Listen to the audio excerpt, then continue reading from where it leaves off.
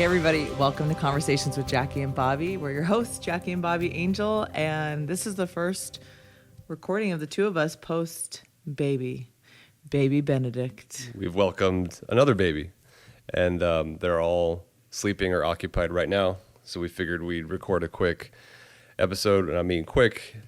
We're on borrowed time. Yeah. It's really just however long that child sleeps, But or once- the 3-year-olds. But once we start, it becomes a 30 to 40 minute. Yeah. So I mean, we could talk for a long time, but our 3-year-old is in a little princess dress that is very uncomfortable, and I'm like, "Are you sure you want to wear that before we try to record a podcast?" And the baby is sleeping. Had a little hard time because he had some gas in there, but we got it out. So don't we all? don't we all? So yes, we welcomed our newest baby 7 weeks ago as of recording. Oh yeah, today's Tuesday. Yeah. 7 weeks. Oh, and his name's little Benedict. Benedict. Jokingly, when Pope Benedict died, I said, Bobby, we could name him Benedict and call him Benny, because if you didn't realize, all of our nicknames in our family end with like an E. So like Bobby, Jackie, Abby, Zaylee, Johnny, SD, and I was like Benny, and I always think of what's that movie?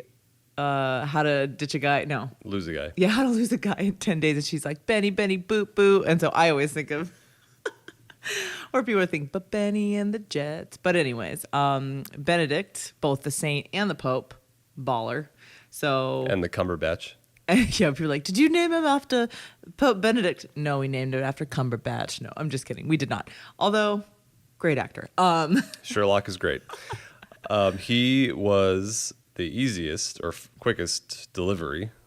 And Thanks be to God. yeah, I was praying for an easy labor after. Even though he was late and a chunker. Oh my gosh. After number four, was just not a fun labor. So like the other three were great. I was like, let's have one like that, like where it's like 3 hours of tough labor comes out. But number 4 was just really difficult. So anyways, this was the first one that was at a birthing center, Flourish Birth Center in Flower Mound. Oh my gosh, their midwives are amazing. Love them. They did such a great job. They just took care of me. And it was the first time I'd ever been tested for progesterone, because I had 3 miscarriages between Esther and Benny. And they actually tested me for my progesterone, which, by the way, if you have struggle with miscarriage, most OBGYNs won't even suggest giving you progesterone until you've had 4 miscarriages, which is, I've had so many women say, I have the baby I have today because of progesterone. So anyways, they tested me for my thyroid stuff, my progesterone, and I supplemented. That was wonderful. They just took such good care of me. And yeah, it was the first time I was going to ever attempt a water birth, which I was super excited about, because birth is painful as heck, but it's possible. I've always been unmedicated. You actually, I don't know if you guys know I've been unmedicated. Yeah, Bobby's been unmedicated. Our first child we delivered at home unintentionally, and Bobby caught her. We delivered her in our bedroom, not intentionally. And then the other 3 went to hospital, which also had midwives. But this one I was like, okay, water birth. I know warm water helps the pain. And the other ones have been painful, but it's been possible and it's been doable. And our bodies are amazing. What we can do as women is pretty amazing. So anyways, we were a week and a half later than expected. I did all the things, every single thing you can think of to get the baby out, even to the point of drinking castor oil. Ugh. Castor oil. There was one day, after my due date, that I did castor oil and pumping to try to get, and I had contractions all day and nothing. And so finally baby came. That was a Friday. Saturday I went and get checked. She's like, listen, you're 4 to 5, you're 4 centimeters, but I can stretch you 6 or 7. And she's like, this baby should be coming. And you're 50% effaced. But sure enough, Benny waited 3 more days. He was in no rush. And No. all those numbers mean nothing to men, Apparently. by the way. Well, they don't mean anything now to me either, because they told me the week earlier I was 4 to 5 centimeters. Right. And oh, you're effaced and baby's coming. Nope. A week goes by.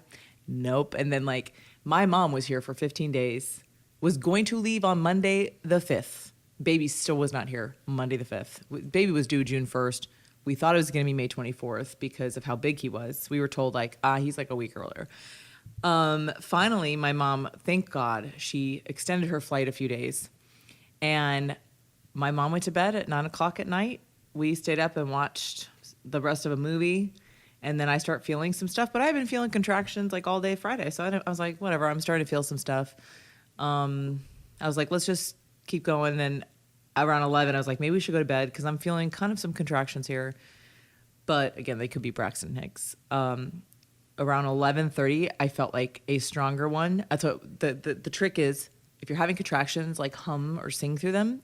And those are like, first stage. If you can't hum through a contraction, you have to stop and breathe. That's when they're getting more intense. Like that's the change. So Bobby was like, oh boy. He noticed that there were a couple contractions. I've seen this before. Yeah. You were in bed trying to sleep, but not really sleeping. And I was like, oh boy, I just had 2 that I had to breathe through. And they were like 4 minutes apart, but then 9 minutes apart. So I was like, oh gosh. And the thought of like having to get our 2 oldest daughters out of bed at midnight and to call the midwife at midnight and get everyone in the birthing center. Because they wanted to be there. Yeah, our 2 oldest daughters are like, they want to be there for the birth of their little brother. And they're, 8.5 and 7. They really wanted to be there and see what it was like. And I was like, great. I want them to see what it's like because I want them to see like it's possible. It's not like the movies ever portray. I'm telling you, I have never seen a movie or TV show that has portrayed birth accurately. They literally in movies, they go from like 0 to 80. They don't ever have like the first stage of labor. They skip over that and just all of a sudden you're pushing. But anyway, so I started feeling some stronger ones. I called the midwife and I was like, I've had a couple intense ones like that I couldn't hum through. Like I literally had to stop and breathe. I think we should get there. She's like, do you want to labor at home a little more? I'm like, no, probably not. So she's like, I'll be there in 20 minutes. I'm like, great. We got the girls out. It's about 11 minutes away. And when we got there, I was still thinking like, they're not super strong. Like they're strong. We have to pray through them. And Bobby like prays Hail Marys with me, like Hail Mary full of grace. And I'm like breathing. It's like a really good breathing way to breathe. And I had told the midwives, like, I'm a quiet laborer. I breathe. Bobby prays and I breathe. So we got there like 12:50 in the morning or at night. Got in the tub around 1:30 because that's a big tub. It took a while to fill. Around 1:30, finally got in the tub. Got in and out a couple times to go to the bathroom because when you're pushing everything out. You know what I'm saying? I do now. Bobby's also pushing everything out too. No, I'm just kidding. So I'm in the tub. I'm still thinking, I really hope this is not like 10 more hours because I got everybody here. And the midwife is even kind of looking at me like, she's got time. Well, all of a sudden, I had 2 contractions that were painful enough to make me start sweating. And I felt like I was peeing myself in the water. And I think it was my water kind of breaking. And I told her, I said, I feel like my water's kind of breaking. So she goes outside and she writes down because it was like 2:04. She goes ahead and calls the other midwife and the birth assistants to come because the other midwife wanted to be there. She's been working with the 2 midwives have both been working with me, and she also helped me with my miscarriage. And so she's like, I want to be there. And she's in the hallway. I have 2 contractions that were like caused the sweat. That was probably the transition. And then all of a sudden I start having a contraction where I'm like I'm breathing, but then I'm like pushing, which is, I'm like, what? Because normally transition's not that fast. And I start pushing and Bobby knows that sound too because he's like, oh boy. So I call the midwife and I said, and I think she hears it from the hallway and I go, should I be pushing right now? And like after I have a pushing I'm like, should I be pushing right now? She's like, well, let me check. And she's like, well, the head is right there. So at what time? 2:18? 2:18 a.m. So she's calling the midwives at 2:04 thinking she has about an hour to go probably. And the baby was born 14 minutes later, which was awesome. So it was like 3 pushing contractions, I think, right? Well, you were there. You have more. I was like in a different place in life. Adrenaline is kicking either way. And you just don't know how long it's going to be. Oh, my God. You don't. Then you asked, like, is it okay to push? And the midwife said, well, there's the head, so go for it. Yeah, because Esther's birth was the only birth that was so painful that I said, it was so painful. And it was really early in the morning. We'd been up for 2 days at the airport. Oh, Lord have mercy. At the hospital. So Esther's was the only birth that I ever said, I don't, like, Bobby, I don't know how much longer I can do this. It's so painful and I'm so exhausted. Well, that doubt of, I don't know if I can do this. Well, yeah, because they kept telling me, like, you're not progressing. And that's, like, really, you feel, like, all the disappointment and hopelessness and rushing in with that happens. But this baby, I literally was, like, so shocked that I was pushing, which I'm like, yes. Like, if that is the case, and you just got to get over the ring of fire, which is when that baby's head is there, and you literally have to push out. they like say in Bradley, like the biggest poop of your life. And it's really the most pain. It's the ring of fire.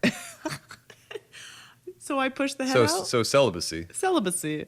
You're like TMI. Obviously, if you've watched this, you know I have no filter. So push the head out. And then when we're push that body out. And that baby, like literally. Set the record. Set the record at the birthing center of being the biggest baby they've ever had. They said, she told me that they had a baby come that was 10.3. Mm-hmm. But they're like, they tried to break the record, but so our baby was 10 pounds, 5 ounces. None of our other kids. They readjusted the scale because they recalibrated because they didn't believe what they were seeing. And they were like, okay, like you had a 3-month-old. I was like, our other kids were like 7 pounds. One was 8 pounds. Our last one was 9.5. So at this trajectory, it's not looking good. It's not looking good. But Benny is, a 3-month-old, essentially. He's in 3-month-old clothes. He's 7 weeks. But he's a chunker. He's cute, adorable, little guy. Well, and they treated you with such dignity. Yeah. I was blown away. Just the assistance, like getting out of the tub, wiping my leg, like just... The patience, not rushing you through anything, and just how beautiful. It's intense. Like we all go through it if we're here, of like labor and delivery, and the fact that it wasn't this kind of sterile experience of trying to get you in, get you out as soon as possible. It just was so human. I will say, so benefits between a hospital and a birthing center. Benefits of a hospital is they feed you, right? Like you get food and they feed you, and someone takes care of you.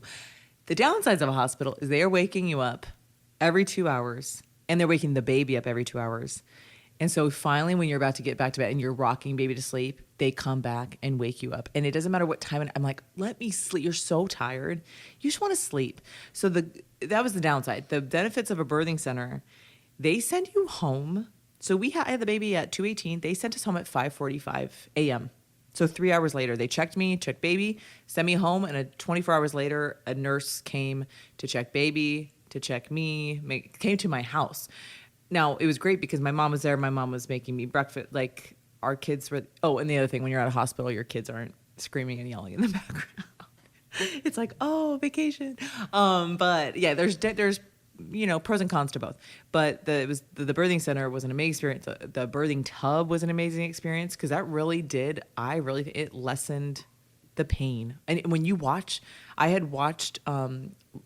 water births on YouTube to prepare the girls, and I had them watch it to see like this is what mom's been going through, because the only sounds I made was when I was pushing, and the kids, I asked the girls, I said, did that scare you when I was making those sounds? And they were like, yeah, like, and one of our kids was holding, because I was like, you're pushing loud, and then then baby comes out and they're so excited, and Abby starts filming, and there's like her going, oh, he's pooping, like he starts pooping on me. So it was amazing. I'm just so glad I didn't have to be transferred to the hospital. There was no complications. So if you've been following along, thank you for your prayers. Yeah. It's a miracle to conceive a life. It's a miracle to get that life to delivery and out into the world. And after 3 miscarriages in a row, we didn't know what was in the cards. Yeah, we didn't know, is this... And then we've had people who've made it all the way full term and had a stillborn, and it's devastating. So right. I literally am just like, Lord, each day, just like, Jesus, I trust in you. God, I don't know what your plans are. Jesus, I trust you, So we're just grateful. And then they're out, and they're crazy, and they're screaming, and they'll be teenagers before you know it. And speaking of teenagers, you just came back from the Steubenville conference. I didn't realize... I know it's been 20 years since my high school graduation. I'll date myself, but that also means it's been 20 years since my first Steubenville conference. Oh, that's awesome. So that was actually hitting me more, just the weight of like, wow, it's been 20 years since I was just a teen, just coming to know the Lord and getting rocked at that conference on a main campus in Ohio at Franciscan University. And to think of all the conferences that have been happening, all the lives that have been just impacted by the Lord through these conferences, the people that put them on, the worship teams, the speakers, and now to be like a part of it, at the level of like, I I'm married to a speaker in the sense of like, I was a teen just coming out of like ignorance into believing my faith to now, again, I get to be like a part of the support team, so to speak, for all these conferences, all these teens that are on the receiving end, especially post-COVID, especially in the world we're in now where it's desperately needed more than ever. Yeah, it was 21 years for me because I'm a year older than Bobby. I'm a cougar. I'm 9 months older, you know. Doesn't matter. Counts. So me, it was 21 years ago that I had my conversion at a Steubenville conference. Just changed my life, completely changed my life. So I remember, yeah, I think Jim Beckman was like, I'm pretty sure I was at that conference that you did. Matt Maher did the music. It was at Steubenville West in 2002. So I'm pretty sure it was Matt Maher, maybe Tom Booth, and Jim Beckman thinks he was the host. I can't remember. I just remember the lead. I was on lead, which back then they called Young Apostles. It changed my life. So now being a speaker, I know how impactful it was in my life. And just, you know, sometimes it takes a while. Like the guy who played music was Andrew Laubacher, I took him to his first Steubenville conference when he was 15, and I was the youth minister at 22. I just graduated college. And, you know, for him, it wasn't until his third conference that he really had a conversion. And we'll have him on soon because we have some fun stories with him. Oh, he has stories. Oh, we have stories. Because he lived with us for a year and a half, like when he was a young adult. Anyway, so we have some fun stories. But it was a great team because I had Andrew and my friend Chica, and they're both the godparents of Esther, who's our fourth. And then Annie Hickman was a host, and we go way back. He's like my big brother. And then Joel Stepanek, who is like has become a good friend. He's a hoot. He is a hoot, and he's just so fun, so smart. I love when he's on it. So it's great when you have a team that you like. They're like family, you know.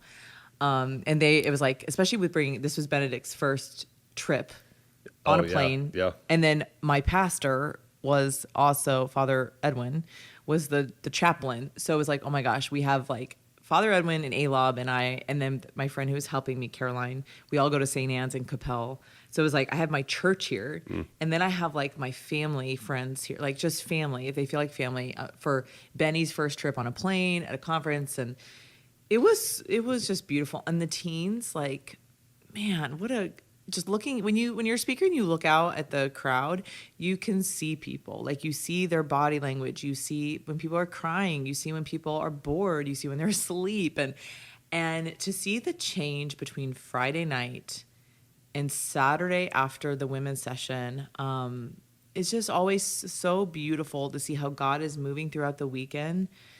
And not just teens, like to see chaperones and priests to come up to you and say, that wasn't just for my teens, like that was for me. And I just think, even for me, like God's always working in my heart. And there are things that I'm saying, because just FYI, just because you're a speaker, it doesn't mean you're not saying it to yourself. Right. Because there are so many times speakers can say things that we ourselves struggle with or don't practice, like when it comes to prayer, when it comes to courage, whatever it is. Like, so God was speaking to me as well. And it was just beautiful and I love seeing how God, I think that is one of the most privileged things in life, is like to see someone's conversion, to see God moving in people and God working in people.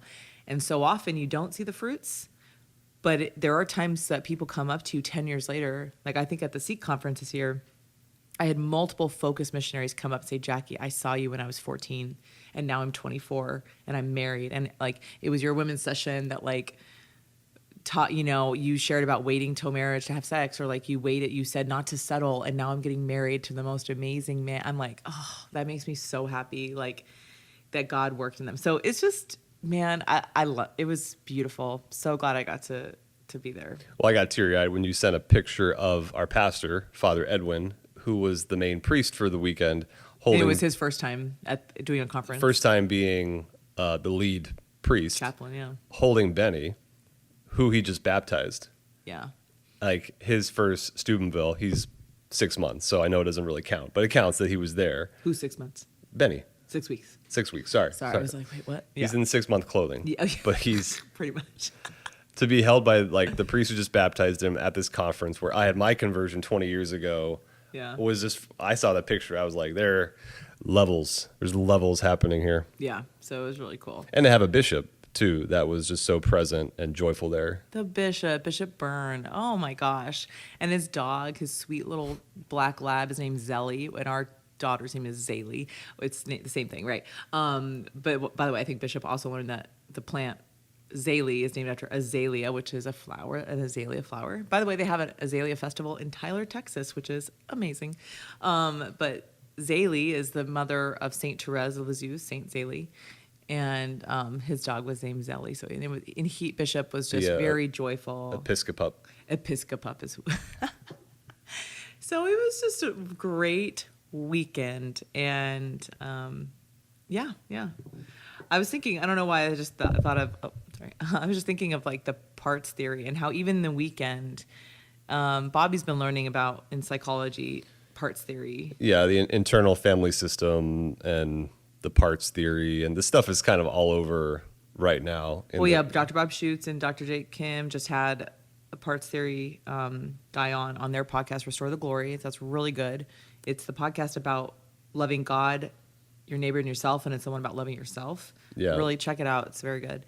But you're learning about it. I'm learning about it through the Catholic Psych Mentor Program, which I'll talk about in a future episode, because they use that quite a bit, and it is beautiful how 95% of it works with adequate like Catholic anthropology and thankfully the guy who developed the theory didn't use any more complicated jargon than parts.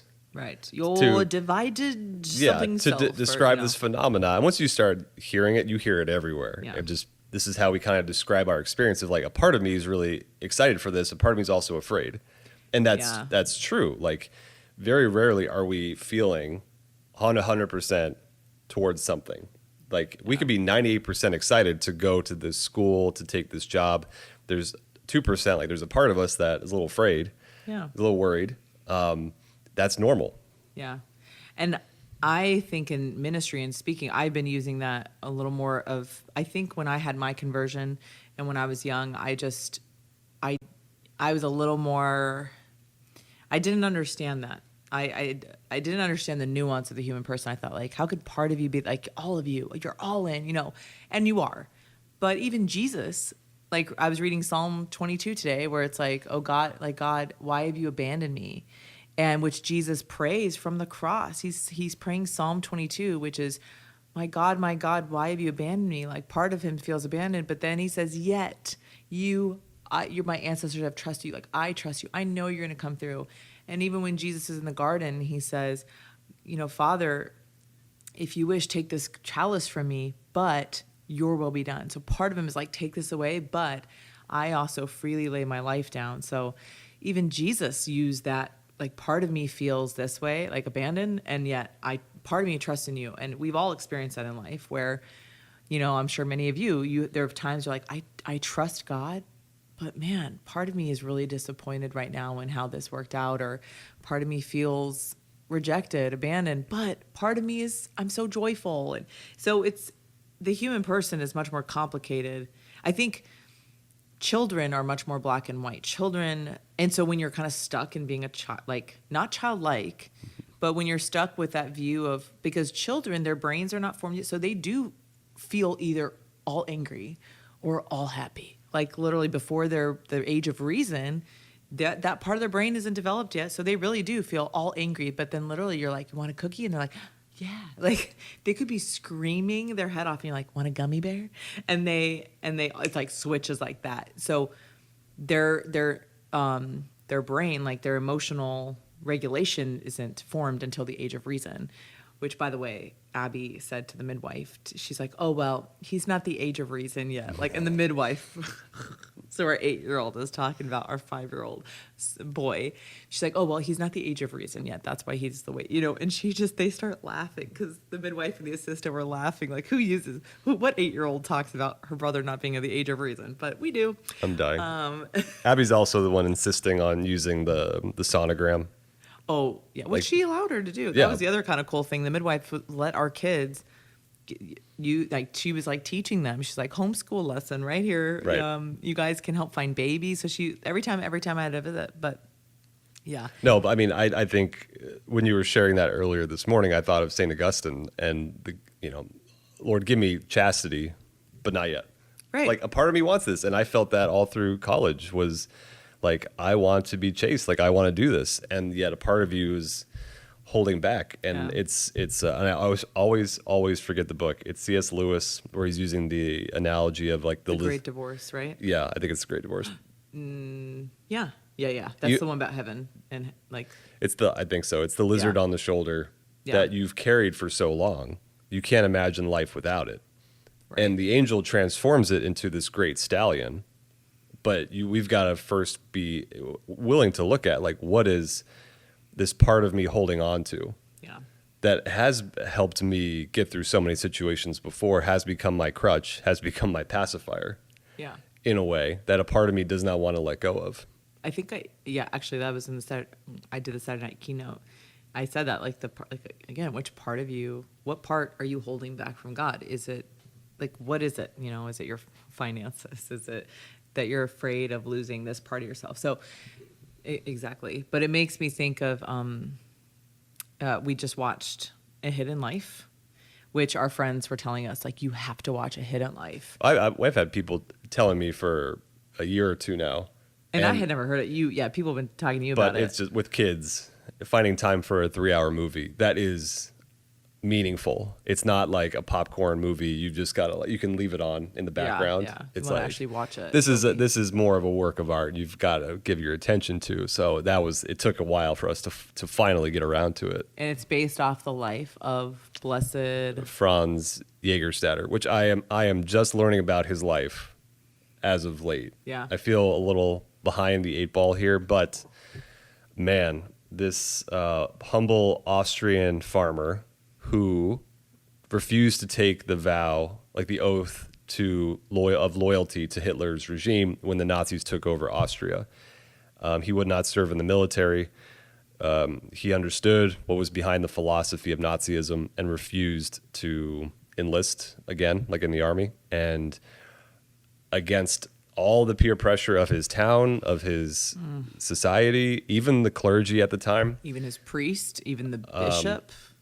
And he was executed. He was a martyr of conscience, August 9th, 1943. Oh, wow, it's coming up. And was pretty much unknown, except outside of his small Austrian town. But then his witness caught the eye of some choice journalists who put his writings and his story into a book, which was picked up by some clergy. And so his story really got out through, I'd say, the Holy Spirit, to where he is actually now a blessed. He's on the way to sainthood in the Catholic Church. Mm-hmm. And the film is beautiful. I didn't know what to expect going into it. Like, how historically accurate is it? How is the church going to be portrayed? Like, what liberties are? But I mean, it was beautiful, and it's very artsy and it's slow. So don't expect like a Marvel movie. You know what I'm saying? Like, it's beautiful. Even like a super dramatic World War II movie. It's the story of a humble farmer and his wife in living in extraordinary times, and that question of like, what would I do? Mm-hmm. And I was telling you earlier, his story is, part of me doesn't feel ready to talk about it because I'm still processing it. But like, I love Maximilian Kolbe, who was a Franciscan friar, martyred at Auschwitz. Blessed Franz, he was married. He had 3 daughters. So it's more like, here's a dad who knew what it likely meant if I say no to swearing an oath to Hitler. Like, I know I'm going to be... Well, especially under the peer pressure, the pressure of saying, like his bishop kind of saying, just take the oath and we know in your heart. Like, yeah. So that dilemma too of like I can believe something in my heart and my outside actions have nothing to do. It's like, no, it's like all of me has to be in this. Like, but they were pressuring him just to take the oath, but like, God knows what your heart, and he's like, I can't. Like, I can't. That would be untrue. Like he knew. I was like, wow, knowing that you would be leaving your wife behind and your 3 daughters and like they had to farm. The farming, like the wife then had to all the work So say what she said or what you read in the book of what her. Well, she wanted her husband to live, but it came down to like realizing his conscience is so moved in this direction, which was also it was prophetic, and that was ahead of its time, because at that point there was a belief of the ruler of the country bears more moral guilt, culpability, than the soldier. Yeah. So there was a bit of a, you are not ultimately culpable for the actions of your state. However, Blessed Franz is like, yes, I am, because I can see too, this isn't a just war. There's pillaging and there's murder of non-combatants happening, on top of just the evils of the philosophies underneath Nazism. And so he just was very like, he just saw the truth and was so convicted that I can't serve. Yeah, I can't take an oath. He said in one of his letters, I want to save my life, but not through lies. I mean, just, ugh. So yeah, I picked up a book, Franz Jägerstätter, Letters and Writings from Prison, that I'm working my way through, and you can't just kind of like blitz through it. You just have to like put it down, because every couple pages it's like it really holds up a mirror to like, what would I do? His examples rocking me, and the fact that he's a blessed. Well, yeah, because you just said like Maximilian Kolbe was a celibate who stepped in place, said, I will take the place of this man because he has a family. Yeah.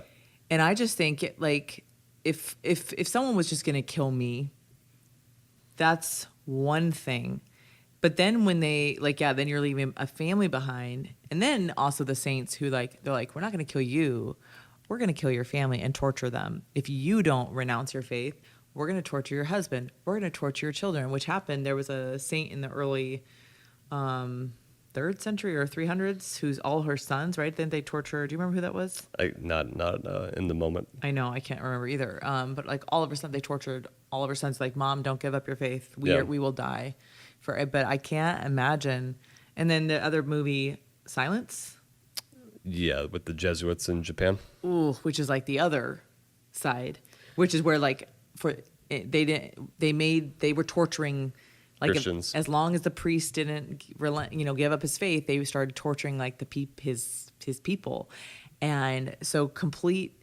Oh man, both really good movies, and just you see dilemmas that no one wants to be in, but my gosh. You stand with Christ at the cross. It's coming for all of us in small or big ways. Right. And you think, what would I do in this situation? Because how easy would it be just to say, oh, I don't, God, you know my heart, that I believe in you, but in this moment, I'm going to save my life. And yeah, that's the not what we're called conviction to live, as the Russian author Solzhenitsyn said, implored the West, live not by lies. That's his book, right? The title of his book is Live Not by Lies. Comes from one of the speeches he gave after he was freed and wasn't allowed to return to Russia, just because he saw like what happens when you start just living by falsehood, when you stop affirming what is true, and the power of groupthink, the power of staying in this like togetherness of don't step too far out of bounds. Like that social pressure is real, in person, online. That you'll be canceled. The fear being, I feel like that is something a lot of us have seen with teenagers right now, is this, and us, just like fear of getting out of the group think because you're so afraid of being canceled. You'll go viral and be canceled. Like that is a scary thing. And it's interesting because, not interesting, but this is what scripture says. Jesus says, if you save your life, you will lose it. And if you lose your life for my sake and that of the gospel, you'll save it. Yeah. And so, oh man, yeah, it's like if you try to save your own life, you're going to lose it. But if you lay your life down, because that's the greatest act of love, right, is to lay your life down for a friend and to lay your life down for Jesus. Whew. Well, you just did a video recently with Catholic Vote, with their Edify, like educational arm on biology. It's not misogyny. Yeah, and very short video. We'll link it below. But even just those basic biological truths of male and female, the societal pressure to dismiss those and to move in this direction that we're like, this is not in accordance with truth, but the fear of speaking up, putting your head above of the line, or you might get taken out. Oh yeah, and there are people that hated that video. And granted, like people were like, you didn't cite your sources of saying, like even the opening line is like, boys, if you give them blocks, they'll build a city. Girls, they'll build a family. Which, by the way, my little Esther, I have 2 different sides of what's it called? You don't know what it's called. Concealer, and she literally makes one a daddy and one a mommy. And then Johnny, our boy, makes anything a gun, and we don't even have a gun. Like, and our Johnny makes like everything, like he's shooting everything with like a stick. Anyways, and I say in the video, but not to say that girls can't do that, not to say that boys can't play, because Johnny has, it's not like he hasn't ever played with a doll or Barbie, whatever. But you have 2 books that are, one is like the male brain, the female brain. Yeah, same author, Louise Brizendine. I may have botched her name there, but... And she's not Catholic. She's not religious, right? No, but just wrote the female brain first, and then later wrote the male brain, which makes sense. Much shorter. But she talks about, like, from the womb, we're getting flooded with these hormones that are really differentiating male to female, like our chemistry, how our bones are developed, like everything. And I mean, this is for another podcast, but the complementarity there. It's not one is better than the other. It's not we have nothing to learn from the other. It's this, John Paul II called it this like integral complementarity. And that I love being Catholic because you're like, some people will do this where they make men and women so like only men do this, like only women do a this. A caricature, which is what our society does, actually. And being Catholic, and even in psychology that is good, it says like, no, you can be a woman who likes to hunt and be a jock, and you are still a woman. And you can be a man who is very sensitive and cares for children and be a stay-at-home dad, and you are still a man. Like, because of, we have to do another podcast about this, but because of the characterization of the culture, sometimes we go way too far and make a characterization of women and men, hence the whole trad wife movement, hence the alpha male movement, like don't be a beta. And it's like, or how about we are all so different, and you are a man because you have a male soul and a male body, not because you like babies and take care of children, or because you're sensitive. Like, that's not what makes you. But there are things in general, the male brain, the female brain, that we have that we can complement each other and learn from. So that would be, and there's definitely people to interview about that. But yeah. But just to come back to Blessed Franz for a minute, highly recommend the movie. A Hidden Life. A Hidden Life. Yeah, again, I'm still chewing on his life and his example, on his commitment to living to the truth wherever it goes, that being the best possible outcome. Like, even if it's in a gulag, even if it's canceled, even if, like, he wrote one of his last letters before he was executed, he was in handcuffs. And he, like St. Paul, he says, I'm writing in chains, but at least my will is not in chains. Boom. So now he's, again, on the way to sainthood. So there's verified miracles in accordance with him. It's not just that because that was also part of the ridicule, was like, what difference do you think you're going to make? Yeah. Not like, taking the oath. You're just one person. What difference would you make? And it's like, wow. Yeah. He's making a difference in our lives. How many years later? Our baby's crying, so we're gonna land the plane right here. And we did it. We made it through an episode. I want to say thank you to everyone who's been listening. We are almost at a year of this podcast. Wow. So thank you for listening, for watching, for all of the patrons we have on Patreon. Thank you so much. We've got some more goodies planned for this fall and winter. We really appreciate it. Yeah, thank you guys so much. And and if you want to support us, go to, what is it, JackieandBobby.com/donate? Or Patreon. We'll link. Patreon. We'll put it in We'll the link notes. it below. Somebody will do that. Probably Bobby. Probably me. I don't do that. But yes, thank you guys so much. We'll see you next time. God bless.